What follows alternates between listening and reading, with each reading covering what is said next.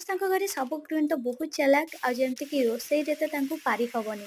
ଯେମିତିକି କମ୍ ସମୟରେ ରୋଷେଇ କରିବା ଠାରୁ ଆରମ୍ଭ କରିକି ଯେପରିକି ଗୋଟିଏ ଜାଳରେ ସବୁ ପ୍ରକାର ହେଇପାରିବ 2-3 ପ୍ରକାର ରୋଷେଇ ହେଇପାରିବ ସେଇଭଳି ଚିନ୍ତା ସେମାନେ କରିଥାନ୍ତି। ତ ଏଠାରେ ମୁଁ ବି ସେଇଭଳି ଗୋଟେ ଛୋଟ ବୁଦ୍ଧିଟେ ଲଗେଇ ଦେଇଛି। ତ ଏଠାରେ ଆଜି ମୋର ହଉଛି ରାତି ରୋଷେଇ ପାଇଁ ଆଳୁଦମ କରିବାର ଥିଲା। ସେଥିପାଇଁ ଭାବିଲି ଆଳୁକୁ ସିଟି ମାରିବି କିନ୍ତୁ ତାପରେ ବୁଦ୍ଧି ଆସିଲା ମୁଁ କହିଲି ନାଇଁ ଭାତ ତ ରାନ୍ଧି ତ ସେ ଭାତରେ ଯାଉଛି ଆଳୁକୁ ଛାଡ଼ି ଦେଇକି ତାକୁ ସିଝେଇ ନେବି। ତ ଏକା ସାଥିରେ ମୋର ଆଳୁଦମ ପାଇଁ ବି ଆଳୁ ସିଝା ହେଇଯିବ।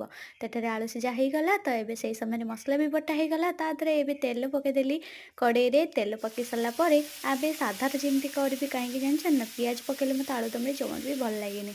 ସେଥିପାଇଁ ରିଫାଇନ ତେଲ ପକେଇଦେଲି, ଜିରା ପକେଇଦେଲି, ଶୁଖିଲା ଲଙ୍କା ପକେଇ ଦେଇକି ଯେଉଁ ବାଟିକି ରଖିଥିଲି ମସଲା ପେଷ୍ଟ ବହୁତ କମ୍ ମସଲା ମୁଁ ଏଠାରେ ଆଡ଼୍ କରିଛି।